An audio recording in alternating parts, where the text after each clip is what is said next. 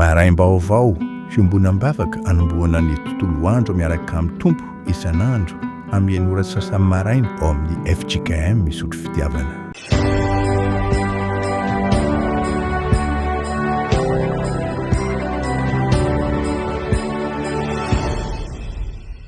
Tompo isika tonga soa anatin'izao fiaraha-mivavaka izao ry havana, ny fahasoavany ny famindrampony fiadanany ho amintsika tsirairay avy. Hideran'ny tompo isika araka ny salamy fahaenina amby sivifolo andininy voalohany hatramin'ny fahaenina. Salamy fahaenina amby sivifolo andininy voalohany hatramin'ny fahaenina, hitsangana ary hanome voninahitra ny tompo isika.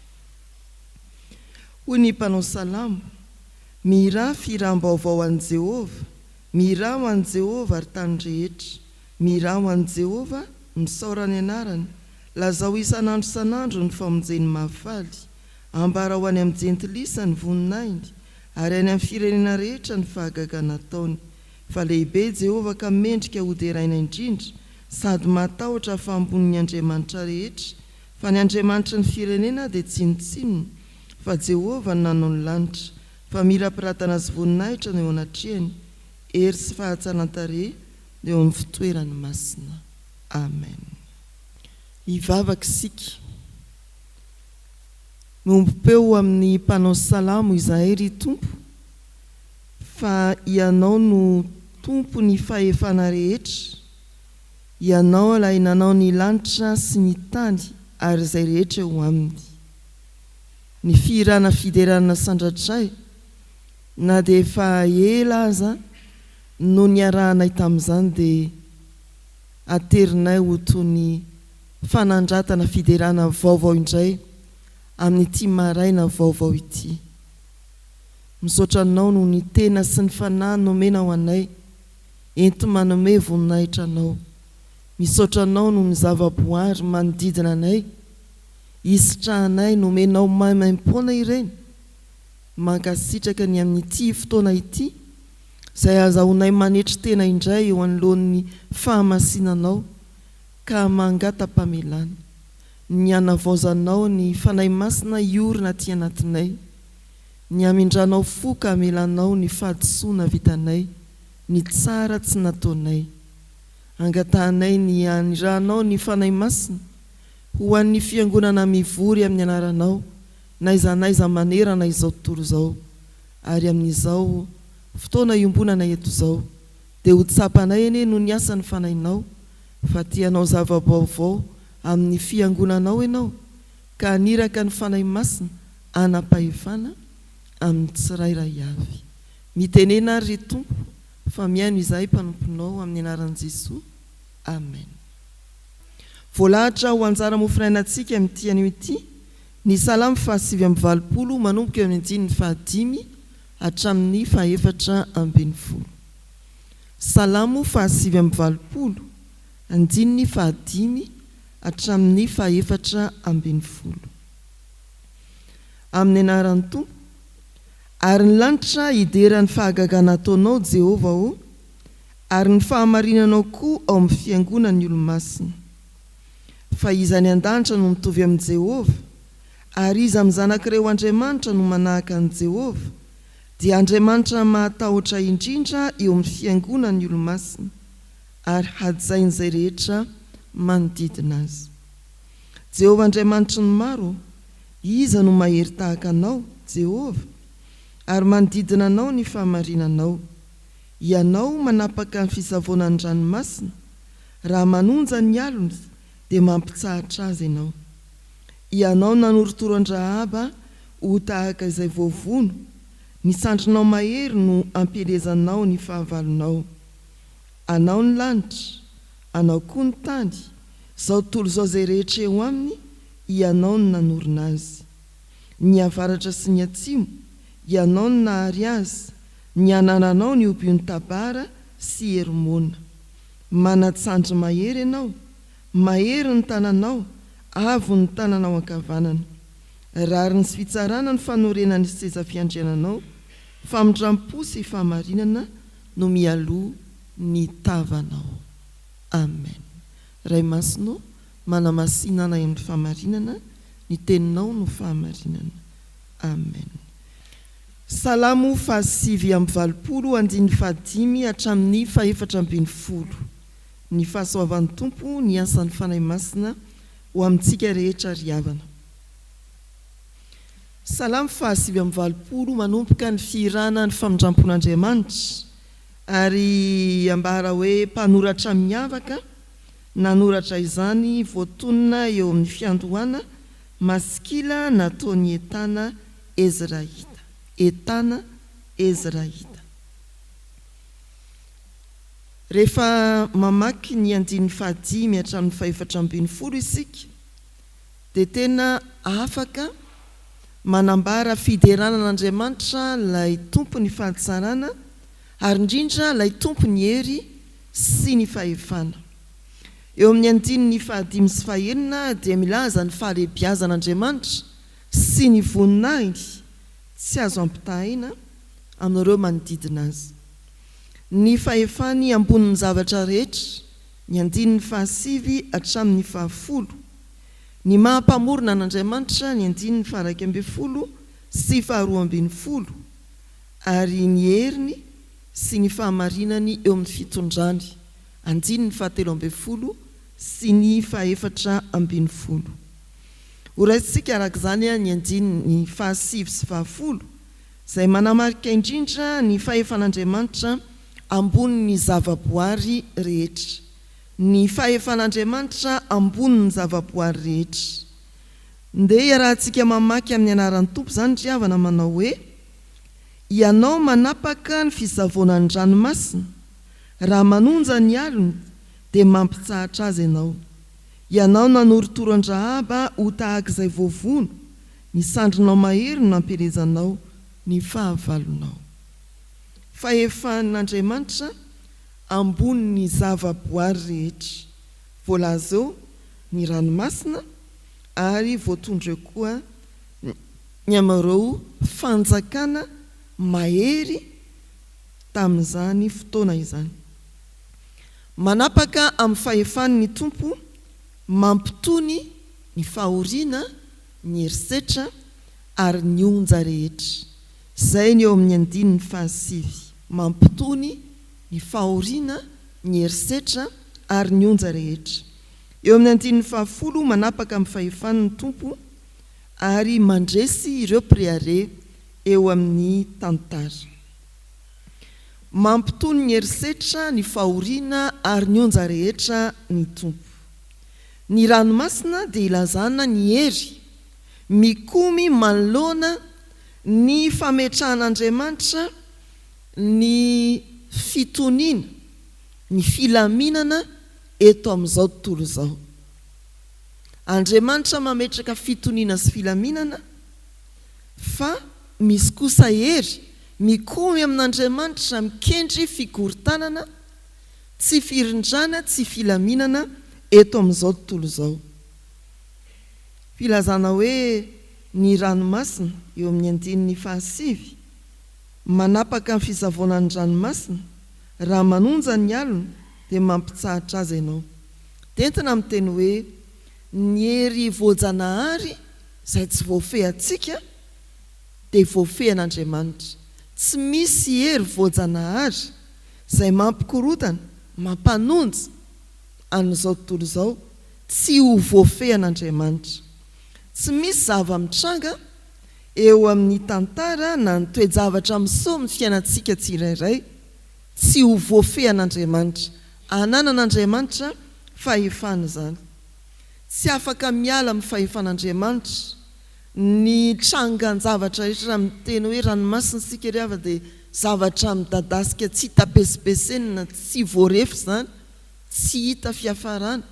Raha amin'ny teny hoe ranomasina dia misy an'ilay onja mamely tampoka, mety niteraka faharavana, tsunami, fantatsika ny tantara momba an'izany. Tampoka eo dia difotra ny tanàna, ray manontolo, rava. Izany ny eritreretintsika rehefa miresaka ranomasina sika. Mody mitonitony eo izy fa tampoka eo manonja, tonga ny alina hoy ny andininy fahasivy.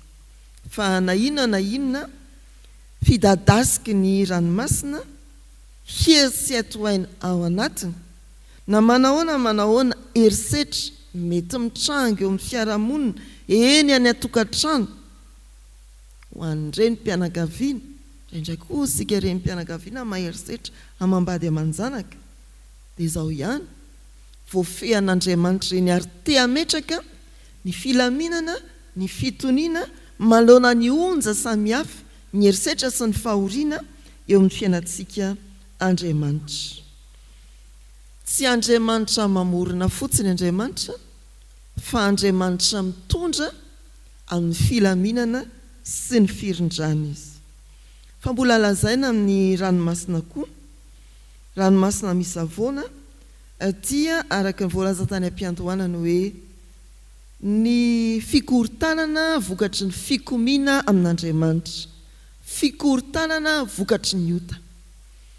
Tamin'ny voalohany teo dia hoe zavatra mety mitranga tsy eritreretinao akory, fa eto kosa dia zavatra mitranga vokatry ny ataontsika, ny fanoherantsika an'Andriamanitra ny tompon'ny filaminana mampanonja ny fiainantsika no tsy mamisy firindrana eo amin'ny fiainantsika dia tonga maninona isika mitepitepy isika ohaity izy za raha izao moa ny maninona ny zavatra nataoko iny dia ahoana sy ahoana any amin'ny raharam-piarahamonina any amin'ny raharam-pianakaviana dia toraka izany hatrany. Jesosy Kristy ry havana ny fahefana mampitony ranomasina tsarotsika ny filazany hoe mangina mitsahara, tadiditsika ny fanambarany hoe fiadanana ho anareo. Ny tenitsika tsy hoe ndeha hanaraka ny onjany fiainana, tsia, fa ndeha hanaraka ny Kristy ilay mampitony ny onjan'izao fiainana izao. Arahana eny fotsiny ny onjany, andao hanaraka ny Kristy mampitony ny onja sy ny alony ranomasina. Izay ry havana ny afatra, Andriamanitra dia manapaka amin'ny fahefany mampitony ny herisetra, ny fahoriana ary ny onja rehetra. Tsy hanaraka ny onjam-piainana isika fa hanaraka ny Kristy ilay mampitony ny onja rehetra. Fa eo amin'ny andinin'ny 10 dia ambara fa manapaka amin'ny fahefany ny tompo ary mandresy ny firehariana rehetra. Izao ny voalaza ao amin'ny andinin'ny 10 efa nivakitsika teo averina indray amin'ny anaran'ny tompo. Ianao manoritoro an-Rahaba ho tahaka izay voavono, ny sandrinao mahery, no nampelezanao ny fahavalonao. Rahaba tsy ilay mety andehanany sainantsika vetivety hoe ilay nanavitra ny mpisafitany tamin'ny andron'ny Josoa tany Jeriko, tsy ilay vehivavy atao hoe vehivavy janga, fa ny Rahaba dia sary ny Egypta, ilay nandevo ny zanak'Israely. Mamadika kely sika eo amin'ny 7:4. Hoy ny soratra masina amin'ny anaran'ny tompo, anonona an-Rahaba sy Babilôna ho isan'izay mahalala. Ery amin'ny vodipejy ilay marika ray ao aorianany hoe Rahaba dia tonony hoe Egypta. Ny préare, ireo mieritreritra fa manana ny fahefana mife an'izao tontolo izao tahaka ny Egypta tamin'izany, izay no tian'ny soratra masina ambara. Manamafy an'io tsy ho voavakintsika noho ny fotoana. Ny Isaia 30:7, ny Isaia 1:7. Ny sarin'ny firenena matanjaka izay nambabo tamin'izany fotoana. Raha amin'izao fotoana izao dia mety hoe Etazonia, Rosia, ny Sinoa, mieritreritra fa tsy ho resy anaty. Ny faharoa, ny Rahaba heviny koa dia ny hoe korontana sy firehariana. Io indray kosa dia miainga amin'ny teny fototra ao amin'ny Joba 7:17, ny 2:12. Raha ny Joba 7:17 dia mandefa koa eny amin'ny vodipejy ka mandika ny hoe Rahaba amin'ny hoe rehare. Ny firehareana, ny korontana, izany no ambarany hoe Rahaba. Ny fahefana mieritreritra ho ambony eto amin'izao tontolo izao. Ny fahefana mieritreritra hoe mifehy ny tenanao, mifehy ny ankonanao, mifehy fiangonana, mifehy ny fiarahamonina. Izay rehetra mieritreritra hoe manao ambany mena ny manodidina azy dia tena hiasan'ny fahefan'Andriamanitra ry havana. Tsy miteny eo anoloan'ny fahefan'Andriamanitra. Betsaka ny Rahaba mety mirehare, miezaka amin'ny voambolana hoe manindry eny amin'ny fitsarana, any amin'ny hôpitaly, any am-ponja, n'aiza n'aiza misy ny Rahaba. Saingy izao matoky isika fa mandresy ny karazana Rahaba rehetra ny tompon'ny fahefana izay ivavahantsika. Mahavita mandresy izay everitsika hoe tsy azontsika toerina Andriamanitra. Raha izany ny toky izay ivelomantsika kristianina dia foana vetivety ny tsindry samihafa amin'ny sehatra isan-tsokajiny eo amin'ny fiarahamonina. Ry havana malala rehetra amin'ny tompo, raiso ny tenin'Andriamanitra. Mety hoe tsy azo inoana ho resinao no onja, fa rehefa miaraka amin'ny Kristy ilay nampangina sy nampitsahatra isika dia ho azonao antoka hoe ay manana ilay tompony fahefana afaka mampitony. Mety hoe misy fireharehana, misy Rahaba ngeza be eto tsy resinao amin'ny fahefany eo amin'ny fiainanao na ny fiainan'ny firenena, ny fiainan'ny fiangonana, fa izao mahavita mandresy izay tsy azontsika hoarana ny tompony fahefana ivavahantsika. Mahereza ry havana, Kristy ilay tompony fahefana rehetra ampandresy anao amin'ny onjan'ny fiainana, ampandresy anao amin'ireo karazana fireharehana sy korontana mety mitranga eo amin'ny fiainantsika. Amen. Ivavaka isika. Mbola misaotra anao zay Andriamanitra ary mankasitraka satria mampahery anay ianao. Ay manoloana ny fidadasiky ny ranomasina, ny herin'ny onjany dia mbola maneho ny fahefanao ianao. Misaotra ampitony ny onja eo amin'ny fiainanay, misaotra ampandresy anay ny rehetra eo anatrehanay, izay mihevitra ho manam-pahefana aminay ka tsy mamela anay ho afabela amin'izay tiany atao na hampanaovina anay. Tompo, matoky manana anao izahay raha hiatrika ny fiainanay andavanandro indray amin'ity tontolo andro ity. Namaonao na manahoana mety zavatra tampoka amin'izao tsy azonay hoarana dia fantatray fa eo aloha ianao isava ny lalan'ny mpanomponao tsirairay.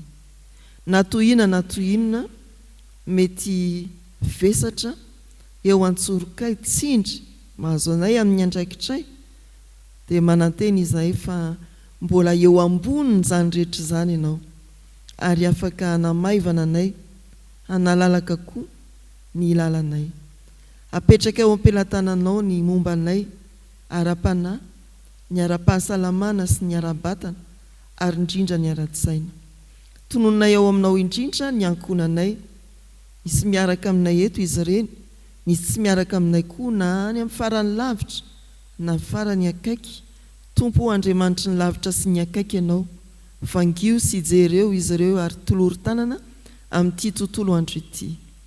Entinay eo anatrehanao ny mpifanila bodirindrina aminay, ny ray toeram-piasana aminay izay lehibe mety mifehanay eo amin'ny toeram-piasana, ny talentsekoly sy ny mpianatra rehetra, ny ray aman-dreny ny mpianatra, ny reny mpianakaviana rehetra, ny ankizy rehetra ary tompo. Misaotra anao izahay mbola hijoroan'ny fiangonana afaka manome atohana amin'ny fitaizana sy ny fanabeazana, koa ampio ny reny rehetra amin'ny fijoroany ao an-tokantrano. Omeo fahendrena ireo tanora sy ankizy amakivaky izao tontolo izao izay tena masika tokoa ary mandritra azy ireny ajoroa izy tompo. Apetraka eo am-pelatananao ny firenenay amin'ny ezaka ho fampandrosoana dia ao koa fampandrosoana tena izy ary anjakan'ny fahefanao Andriamanitra, lavitry ny herisetra, ny tsindry samihafa amin'ireo fahefana isan-tsokajiny. Toroana eo aminao ny fiangonana, miazakazaka amin'ny fampandrosoana ny filazantsaranao, ireo fiangonana izay mety misedra olana, ireo mpitondra fivavahana mahatsiaro vesatry ny andraikitra izay napetraka ao manoloana azy, ireo katekista délégué, ireo laika mpiara-miasakaiky amin'ny mpitondra fivavahana, birao am-piangonana izy ireny, lo olona na diakonina, tompona andraikitry ny sampana, akeke zazavela hiasa rery na andeha amin'ny tsipony fa mba ho ambany hery ny fahasoavanao amin'ny alalan'ny fanahy masina. Tompo anonona vavaka mangina izahay ny amin'ny tontolo andronay, ny amin'izay manery anay tsirairay avy ka miano.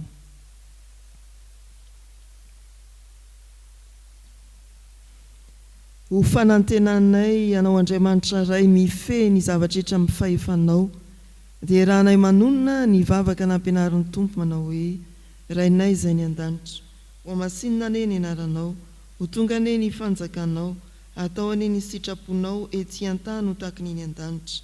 Meo anay ny ny anina sahaza ao anay, ary mamela ny herokay tahaka ny namelanay izay meroka taminay. Aza mitondra anay amin'ny fakapanahy, manafahanay amin'ny ratsy, anao ny fanjakana sy ny hery ary ny voninahitra mandrakizay. Amen. Raisoary ny tsodrano izay tonoana sy atolotra amin'ny anaran'ny Tompo. Aza matahotra ianao fa efa nanavitra anao aho, efa niantso ny anaranao aho ianao. Raha mitan-drano ianao dia ombanao aho, ary raha mitany ony ianao dia tsy hanavitra anao izy. Raha mandeha mamaky ny afo ianao tsy homay, ary tsy hirehetra aminao ny lelafo. Fa izao Jehovah no Andriamanitrao, dia ny Ray Masina Israely mpamonjy ianao. Amen.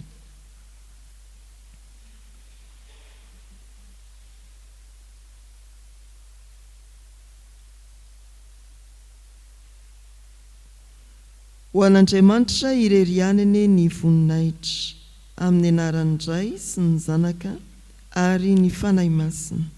Amen.